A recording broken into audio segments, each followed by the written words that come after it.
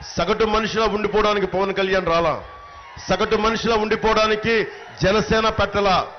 సగటు మనిషి కోసం ప్రాణాలు తెగించి ఒక నయ్యవంచకుడితోటి, ఒక గోండాతోటి, ఒక దోపిడీదారుడితోటి పోటీ చేయడానికి నేను ఇక్కడ మీ తరపున మీ గలమై, మీ గొంతై, మీ గుండె చప్పుడై.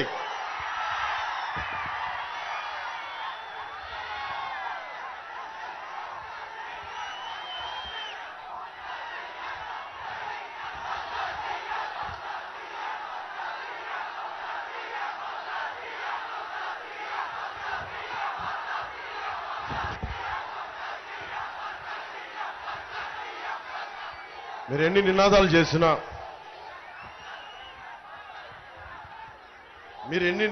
చేసినా,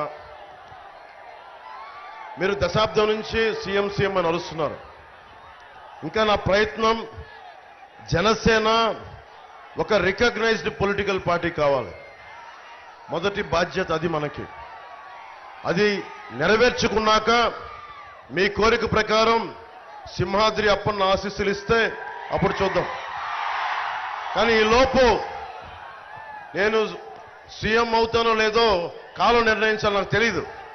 కానీ పవన్ కళ్యాణ్ చేతుల్లో ఏముంది అంటే, మీకోసం ఒక కూలీలాగా పనిచేస్తాడు, మీకోసం ముఠా కూలీలాగా పనిచేస్తాడు. ఒక భవన నిర్మాణ కార్మికుడు ఒళ్ళొంచి ఎలా పనిచేస్తాడో అలా పనిచేస్తాడు. మీ మానవ హక్కుల ఉల్లంఘన జరిగితే నేను వస్తా. మన SEZలో మీకు అన్యాయం జరిగితే నేను వస్తా. మీరు మాట ఇస్తున్నాను ఈ రోజున మీకు.